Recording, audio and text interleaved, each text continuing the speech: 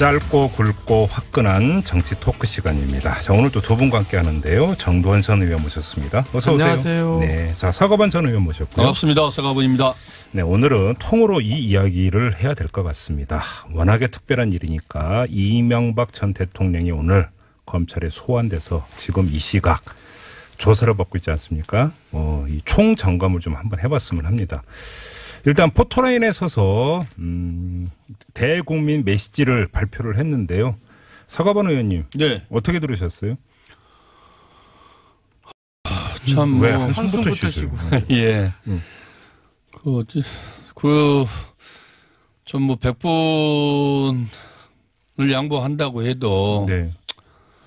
그래 저 정도밖에 뭐 할 말이 없겠지라는 생각이 들면서 네. 또 뭐 특별히 또 뭐 할 말이 있었겠습니까? 아, 그래요? 예. 그럼에도 불구하고 국민들한테는 좀 더 진솔하게 사과의 한마디는 좀 할 필요가 있었지 않았을까. 죄송하다는 표현을 썼는데 별로 진정성을 느끼지 못했다. 그렇습니다. 예. 그리고 좀 어쨌든 우리 국민들이 느끼는 감정과 본인의 감정 차이가 좀 많은 것 같다. 너무 좀 당당한 느낌이 있어서 한편도 좀 당혹스럽기도 하고 그랬습니다. 알겠습니다. 정도원 의원님 보셨습니까? 혹시 네, 봤습니다. 어떠셨어요? 성업 의원님께 제가 드릴 말씀은 그럴 때는 그냥 전라도 말로 거시기 핫디다 그런데요. 예, 저도 한마디로 거시기. 아니 여기서 거시기라고 하는 단어가 어마어마하게 다양한 뜻을 그러니까 갖고 있는 거 아시죠? 그래서 제가 지금의 거시기는 뭡니까? 뭔지 착잡하다 할 때. 아, 그냥 좀 거시기하네 이럴 때. 예. 계속 이어가 주세요. 네, 아니 그겁니다. 그냥 너무 말씀이 짧으셔. 제가 원래 좀 말을 요새 좀 짧게. 바로 크고. 이명박 전 대통령 오늘 그 얘기했거든요. 말을 아끼겠다고. 예. 이거 어떻게 읽으셨어요? 근데 제일 길게 하셨어요. 아낀다면서. 왜냐하면 노무현 전 대통령은 15초 35자. 노태우 전 대통령은 48초 137자. 예. 또 박근혜 전 대통령은 더 짧았어요. 8초 29자. 근데 이명박 대통령은 72초 224자. 제일 길게 하셨네요. 아, 말을 아끼지를 않았다. 네. 근데 한 문장 뺐다면서요. 이번 일이 모든 정치적 상황을 떠나 공정하게 이루어지기를 기대합니다라는 문장이 그 카메라에 포착이 됐는데 안 읽었다면서요. 그러니까 이제 이 말의 행간을 읽어보면 정치 보복을 하지 마라 그 얘기 같은데. 네네네. 지난번에 이제 한번 성명 발표할 때 그 얘기를 했잖아요. 그러니까 이제 중복도 되고 그렇게 이 여론이 좋다고 생각하지 않으니까 뺀 것 같아요. 알겠습니다. 아무튼 고민을 많이 한 것 같아요. 아, 문장을 지금 우리 정 의원님 말씀대로 정치 보복도 있을 수 있는데 좀 우스개 같습니다만은 그렇다고 또 공정하게 처벌해 주라고 할 수도 없잖아요. 그러니까 별 생각이 차에 오면서 별 생각이 다 들었지 않겠습니까? 사실 대통령이 그 검찰청 앞에서 포토라인에 서서 그 메모지 가져와서 읽으면서 보면서 읽는다는 것도 우리 국민들이 상상하기가 좀 어려웠을 거라고 봐요. 아무리 뭐 신중하게 이렇게 얘기를 한다고 해도 그 짧은 순간에 우리 국민들에게 정말 본인이 가슴속 깊이 느끼면서 할 수 있는 얘기들을 하는 게 맞지 않았을까. 그런데 참 여러 가지로 차에 오면서 정말 뒷골이 땡겼을 것 같아요. 그러니까 그래서 그 문장 한 문장 빼지 않았을까. 그 말씀 하시니까 제가 받아서 정도원 의원께 이명박 전 대통령을 잘 아시니까 표정이나 이런 걸 봐도 이분의 이제 심기를 월춘히 읽으시지 않겠습니까? 네, 그렇죠. 자, 그러니까 딱 포토라인에 서서 이 대국민 메시지를 읽을 때의 어떤 표정이라든지 뭐 이런 것들을 볼 때 그 심기 어떻게 읽었습니까? 굉장히 긴장된 표정이죠. 긴장했더라? 그러니까 지난번 성명 때도 막 굉장히 헛기침을 많이 하셨잖아요. 그렇죠. 그때도 긴장을 했고. 이번에도 굉장히 좀 경직돼 계시더라고요. 안 됐어요. 안 됐다고? 네. 알겠습니다. 자, 그러면 조금 분침을 조금 앞으로 돌려가지고 지금 많은 언론이 오늘 하루 종일 보도하고 있는 것 중에 하나가 박근혜 전 대통령 검찰 소환될 때하고 풍경이 너무 다르다. 그때는 그 지지자들이 나와서 막 그 외치고 했는데 이명박 전 대통령은 거의 없더라. 막 그러니까 비교를 하던데 제가 이걸 딱 보는 순간에 정두원 전 의원께서 이 자리에서 하신 말씀이 있어요. 보수의 구심이 되려고 하는 거 아니냐. 이명박 전 대통령이 정치보복 프레임을 막 제기를 했을 때. 근데 이명박 전 대통령의 열성 지지자는 없다라고 이 자리에서 딱 끊으신 적이 있거든요. 그냥 그렇게 읽으면 되는 겁니까? 그러니까 처음에 대통령 될 때도 사실 지역 기반을 이제 가지고 대통령이 된 것도 아니고 또 박사모, 노사모처럼 적극적인 지지층을 기반으로 대통령이 된. 그때 뭐 명박사랑 이런 거 몇 개 있었잖아요. 그때는 급조한 거고요. 급조. 그 사라졌잖아요. 그 후에. 이제 그 당시에 노무현 대통령이 이제 굉장히 좀 인기가 추락해가지고 그 반사의 이구로 당선이 된 거거든요. 경제를 좀 살릴 대통령일 것 같다. 근데 이제 결국 뭐 실패를 했기 때문에 지지층이 있을 수가 없죠. 그래요. 그러면 그 이명박 전 대통령은 바람이었기 때문에. 네, 그렇죠. 바람으로 된 거기 때문에. 지나가 버리니까 다시는 바람이 안 분 거다. 바람이 또 불기에는 너무나 그 후에 의혹들이 너무 많아가지고 이제 그 바람조차도 이제 그냥 일을 일으킬 힘이 없는 거죠. 근데 그 이명박 전 대통령 측에서 지지자들한테 문자 돌렸다는 얘기는 무슨 얘기예요? 거기 무슨 뭐죠? 옛날에 저기 무슨 연대?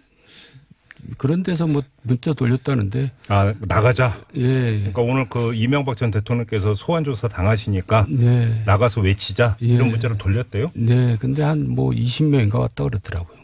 검찰청 앞에 그. 아, 그게 문자를 돌린 결과가 20명이었어요. 실제로 다들 좀 당황했을 것 같아요. 왜냐하면은 나오는데 그 골목이 집 앞 골목이 진짜. 우리도 TV로 본 우리도 순간 좀 당혹스럽더라고요. 왜 저러지? 그 1인 너무 썰렁해요. 아니 1인 시위 하는 분이 외친 건 있었어. 사자방 이런 거 뭐. 그리고 그러면 이제 검찰청 앞에 포토라인에서라도 그래도 뭐 아무래도 그래도 지지자가 좀 나와서 뭐 이렇게 항의하고 격려하고 할 줄 알았는데 정말 썰렁했죠. 그래요? 완전히 그러면 그 민심은 둘째치고 과거 지지했던 사람들도 완전히 등을 돌렸다 이렇게 정리해도 되는 겁니까? 정도는 가슴 아프지만 그렇게 해석할 수밖에 없네요. 그러니까 아무리 정치 보복이라고 주장해봤자 메아리 없는 외침이다. 그 얘기도 뺀 게 아닌가 싶더라고요. 아, 그래. 그런 부분도 있을 것 같아요. 그래서 뺀 거다. 아까 문자 돌린 데가 선진연대라는 데. 아, 맞다. 선진연대라고 했어요. 아, 지금도 있어요?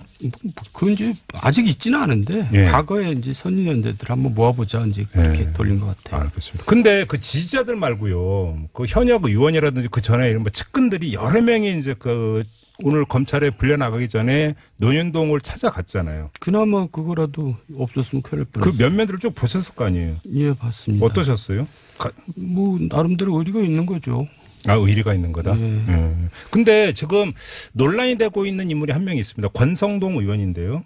권성동 의원은 현재 지금 국회 법제사법위원장을 맡고 있지 않습니까? 뭐 거기에 뭐 위원장 자격은 아니고 개인 자격으로 갔겠지만은 이분이 지금 부정청탁 혐의로 조사 중이에요. 그러니까 좀 자제하는 게 좋겠죠. 검찰이 불러서 조사를 하겠다고 법제사법위원장이 가서 검찰에 소환돼서 조사받는 사람을 위로한다. 뭐 차장은 위로라고 보면 그게 과연 어떤 그 적격의 어떤 그런 모양새냐 이걸 지금 이야기하는 것 아니겠습니까? 실제로 법사위원장은 상당히 그 검찰의 영향력이 큽니다. 그래요? 왜냐하면 예산 심의 또 뭐 이 여러 가지 국정감사도 있고.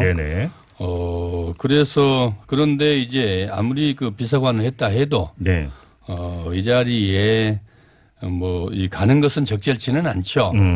그거는 본인이 지금 뭐 이 그 강원랜드에 조사받고 있는 것하고는 별개라고 하더라도 아무리 또 의리를 지켜야 한다고 해도 공과사가 좀 구별됐어야 되고 실제로 본인의 그 강원랜드 건 때문에 지금 그 법사위원장을 내려놔야 된다고 야당에서도 그도 시민단체에서도 그렇게 주장을 세게 하고 있지 않습니까? 그게 다 공정성의 문제인데 오늘 그 MB 자택에 나간 것은 그것은 좀 적절하지 않았던 것 같아요. 나머지 다른 의원들 주호영 의원들이나 뭐 또 김영우 의원들이나 뭐 이런 분들 비서관 했고 또 특보도 했고 그래서 이 어려운 일 당하는데 뭐 개인적으로 찾아가서 위로하고 좀 힘이 돼 주는 것은 사람 사는 인간 사회에 뭐 또 그럴 수 있다.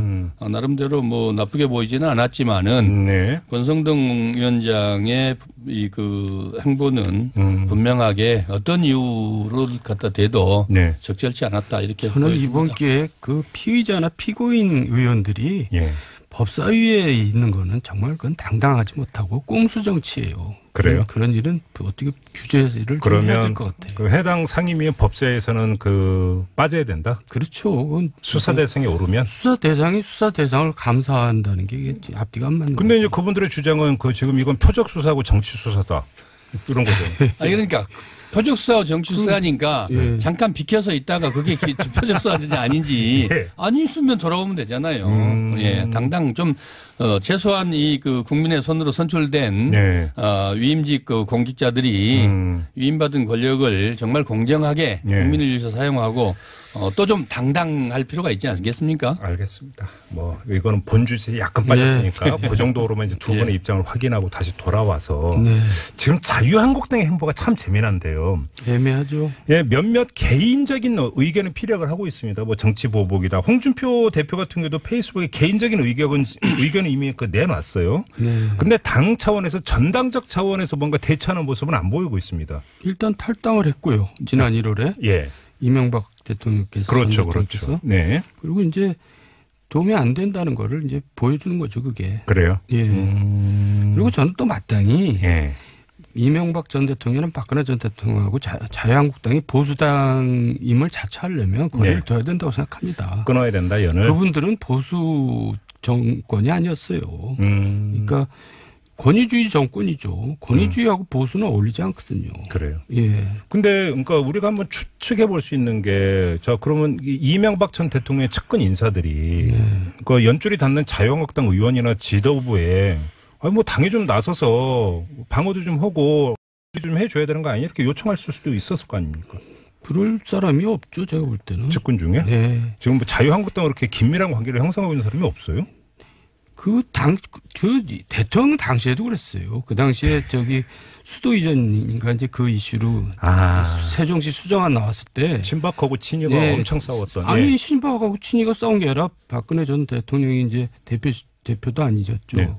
근데 적극 반대하고 나섰잖아요. 그랬죠. 거기 무서워서 아무도 반박하지 않았더라고요. 저하고 정태근 의원하고 김혁태 의원 셋이 나서서 반박했어요. 그러니까 친이라고 하는 사람들이 그 대통령일 때도 이명박 대통령일 때도 박근혜 눈치만 본 사람이었어요. 그런 사람들이 뭐 여기에서 뭐 한마디 하겠어요. 그러니까 친이라고는 친자도 별로 성립이 안 될 정도다. 그 당시도 충성심이 별로 없어요. 그럼 이해관계에 따라서 그냥 그때 잠깐 줄만 선 것이다 이런 말씀이세요? 그런 거죠. 그러니 지금은 오죽하겠냐? 자기 공천권자한테 눈치 본 거죠. 그래서 서가번 전 의원님 왜 애처로운 눈빛을 저한테 보내세요 지금? 제가 지금 정 의원님 말씀하니까 이건 대단히 사적인 얘기인데 MB 집권 초기에 MB 그 비서관실에서 총무비서관실에서 MB 시계를 몇 개 갖다 줬어요. 저한테 무슨 소용이 있겠습니까? 대통령 시계 돌리죠. 우리 쪽 사람들 뭐 MB 시계 뭔 의미가 있겠어요. 그래서 그때 새누리당 의원들 그때도 지금처럼 귀할 때입니다. 초창기는 다 귀해요. 그래서 나한테 이게 몇 개인데 줄까요? 그랬더니 실제로 새누리당 의원들이 안 받아. 그걸 필요 없다 그래. 내가 이명박 정부 출범 초기에 대통령 시기인데 왜 그걸 싫다고 그래요? 그러니까요. 지금 정 의원님 말씀 듣고 나니까 그 생각이 그때 나네요. 이미 그때도 별로 인기가 없었어요. 김명란법도 없었던데. 그러니까. 그래서 내가 지금 그 말씀 들으면서 좀 웃고 있었어요. 그 생각이 나더라고요. 참 정치가 이렇게 허망한 건가요? 어떻게 봐야 되는 겁니까? 아니면 인과응보입니까? 어떻게 봐야 돼요? 김종필 JP 같은 경우는 정치가 허업이다. 허업 그렇죠. 빌 허자 써가지고. 어려운 말이지만 그 한마디로 느낌이 나요. 그렇죠. 부질없는 거죠. 알겠습니다. 뭐 그 정도로고요. 지금 검찰에서 지금 나오고 있는 이야기는 일관되게 혐의를 부인하고 있다고 합니다. 이명박 전 대통령이. 그렇더라고요. 뭐 사실 뭐 대충은 좀 예상을 했던 것 같은데요. 조금 전에 이제 저희가 인터뷰했던 권리 의원 같은 경우는 그게 검찰 입장에서 나쁜 게 아니다. 왜? 구속영장을 그러니까 그 청구할 수 있는 오히려 명분이 되고 근거가 된다 이렇게 한마디로 정리를 하던데요. 그런 측면도 있죠. 그리고 그래요? 이제 제가 이미 얘기했지만은 네. 검찰과의 싸움이 아니라 구속된 측근들과 이명박 피의자와의 네. 싸움이죠. 그래요. 그러니까 이제 떠넘기고 있는 거고 네. 측근들은 이제 그걸 뒤집어 쓰지 않으려고 온갖 방법을 동원해서 입증을 하려고 그러고 그 싸움이 벌어지고 있는 겁니다. 그래요. 그 문건이 그 영포빌딩 지하 2층에서 그렇게 나오고 진술도 있고 했는데도 지금 아무튼 검찰 브리핑 중간 브리핑 보면 나는 모르는 일이었고 설령 그런 일이 있었다면 그건 실무자들이 한 것이다. 그렇게 이런 취지로 계속 진술을 하고 있다는 것 아니겠습니까? 저도 그렇게 나올 줄 알았어요. 그래서 제가 오바를 좀 했죠. 무슨 그동안에 제가 좀 여러 가지. 아니 오바도 안 하시면 경천동지할 일만 있다고 그 내용은 전부 다 그 공개도 안 하셨는데 무슨 오바야. 궁금증만 유발시키고 이제 그냥 너무 신중하시. 아직도 안 늦었어요. 예, 아직도 안 늦었어요. 오늘은 지금 할 얘기가 많습니다. 제가 보니까. 뭐 진행자는 좋은데 별로 없어요. 그냥 하셔도. 다음 질문 넘어가죠. 왜 자꾸 이 진행자 자리를 지금. 형제가 아닌 게 나의 것이 MB가 주로 검찰 발표하면 나의 것이 아니다. 네. 다스는 누구 겁니다. 네. 겁니까? 하여튼 나의 것이 아니다. 그리고 뭐 형제간에 이제 그 이상은 네. 뭐 그 돈 왔다 갔다 하는 것들 가지고 형제간에 네. 형제끼리 있을 수 있는 일이다. 뭐 이런 식으로 다들 이제 다 발뺌을 하고 있지 않습니까? 예. 뭐 말씀하셨듯이 다 예상했던 일들이지만은 네. 정말 그 대통령 본인이 다 책임지겠다고 그랬잖아요. 정치보복이라고 첫 번째 설명하면서 나에게 물어라 내가 책임지겠다. 그랬으면은 그게 뭐겠습니까? 그러면 이럴 때 이건 내 책임입니다. 내가 한 겁니다. 라고 내가 그래서 또 내가 책임질 테니 더 이상 다른 사람들 괴롭히지 마라. 이럴 때 해야 되는 거 아니겠습니까? 검찰에 가서 진술할 때. 근데 너무 실망스럽죠. 근데 저는 좀 이게 아주 그 단순한 궁금증인데. 이명박 전 대통령 본인도 언론 보도를 계속 보면서 검찰이 이거 뒤지고 있고 이것까지 확보했고 다 그러니까 지켜봤을 거 아닙니까? 네. 그러다 보면 그러니까 본인 입장에서도 아무리 그러니까 자기 방어 본능적 차원에서 그게 발동이 된다 하더라도 이건 어려울 것 같다 이런 게 있을 거 아니에요? 아니 근데 이제 기본적으로 우리가 법리상으로 진술만 가지고는 기소를 하지 말라는 것이 형사법의 기본 정신이거든요. 네. 그러니까 이제 기본 진술만 있지 입증할 만한 증거는 없다고 지금 본인들은 보고 있는 거죠. 그러니까 얼마든지 사법적으로 방어가 가능하다. 네, 근데 증거가 있는지 없는지는 이제 검찰이 숨기고 있는지 그렇죠. 모르겠지만 하여간 그렇게 검찰이 확실한 증거를 확보한 것 같지는 않아요. 제가 그래요? 볼 때도 그래서 그렇게 쉬워 보이지는 않은데 어쨌든 이제 검찰로서 사활이 걸린 큰 싸움 아닙니까? 그렇죠. 그러니까 그러나 이 문제는 증거보다도 오히려 지금 돈을 받아서 국정원 특활비를 받아서 전달했냐 하지 않았느냐. MB 말대로 밑에서 알아서 한 거다라고 했는지 대통령께 이게 특활비 얼마 2억을 가져와서 가져왔습니다. 이렇게 갖다 줬는지 이거는 증거가 돈이 남아 있을 리가 없죠. 그러면은 그 관계 인과관계 이 진술이 증거가 되는 겁니다. 그런데 문제는 김백준이든 원세훈이든 다 이런 그 밑에 김희중 부속 실장이든 다 그 제 진실을 했거든요. 이른바 진술의 일관성과 구체성이 그렇습니다. 있으니까. 그래서 법조계에서도 법 전문가들도 다 너무 똑 떨어지는 빠져나가기 어렵다. 다들 이렇게 지금 두 분의 전망이 여기서 지금 갈리고 있습니다. 정두원 의원님 더 하실 말씀 없으세요? 아니 서가분 의원 말에도 일리가 있네요. 그래요? 그러니까 이제 돈 문제는 사실 증거가 남길 수는 없죠. 그렇죠. 그러니까 진술을 보고 판단할 수밖에 없는데 이제 어느 정도 일관되게 지금 말씀하신 대로 구체적으로 하는가에 따라서 달려 있겠죠. 그렇죠. 지금 그러니까 그래서 눈길을 끄는 게 오늘 이제 재판이 시작이 됐던 그렇습니다. 김백준 전 총무기획관이 오늘 재판정에서 했다는 이야기 있지 않습니까? 자기 혐의 다 인정을 하면서 이명박 전 대통령에 대한 철저한 수사가 이루어져야 된다. 이렇게 이야기를 했다고 하면 이 한마디에서 보면 이분이 검찰청에서 조사실에서 어디까지 이야기를 했을까 대충 그렇죠. 가늠이 되는 거 아니겠어요? 그러니까 이제 안 그러면 본인이 다 그걸 책임을 지려면 엄청 형이 커지거든요. 그러니까 본인은 이제 자기 사활을 걸고 이제 그걸 입증하려고 노력을 하겠죠. 그러니까 그렇게 봐야 되겠죠. 김백준 비서관이 평생 남은 평생 반성하면서 살겠다까지 그렇죠. 이렇게까지 얘기하면서 대통령 부분을 MB 부분들 분명하게 얘기를 했거든요.